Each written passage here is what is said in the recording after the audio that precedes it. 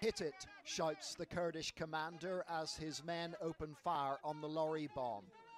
IS has no more potent weapon, but our allies stand their ground. They shoot the driver and the attack comes up short.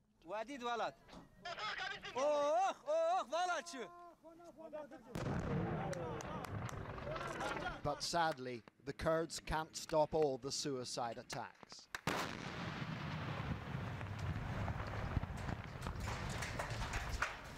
Two of their number were killed in this one.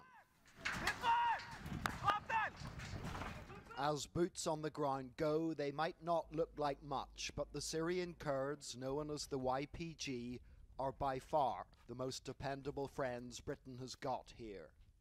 We've just spent several days with them as they've consolidated recent advances and defended their front lines. It's a lonely drive to their furthest flung base down south, about 30 miles short of Raqqa. Not long ago, this territory was part of the self-proclaimed caliphate, and so we avoided many roads because of the threat of booby traps.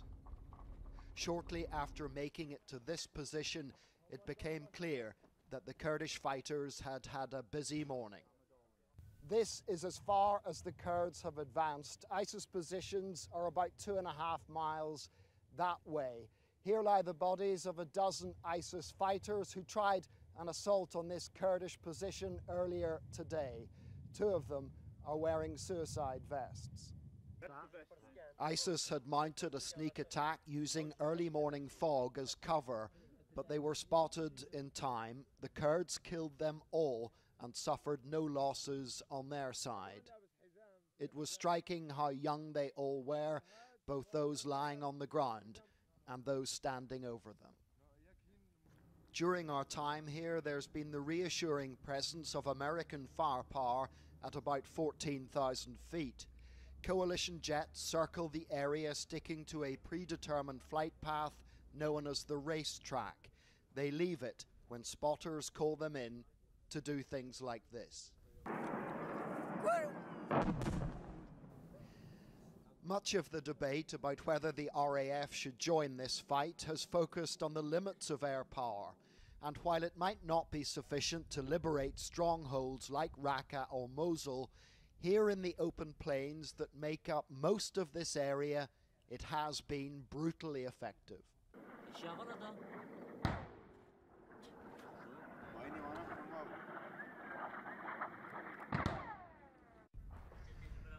A year ago, ISIS took this Syrian army base. 2 weeks ago, with the help of airstrikes, the Syrian Kurds took it from ISIS.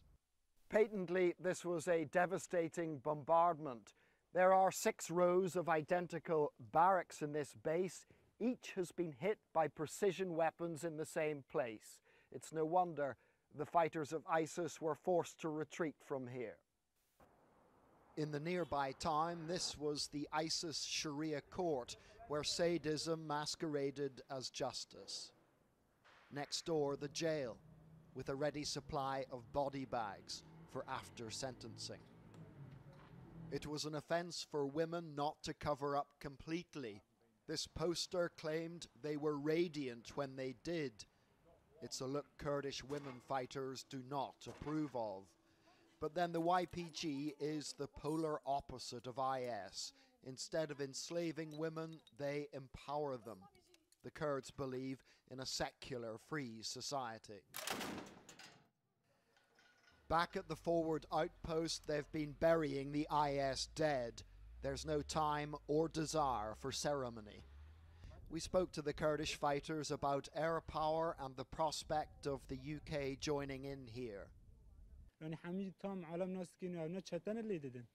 The commander said his men loved the warplanes and that British participation would be great because IS was the enemy of all civilized people.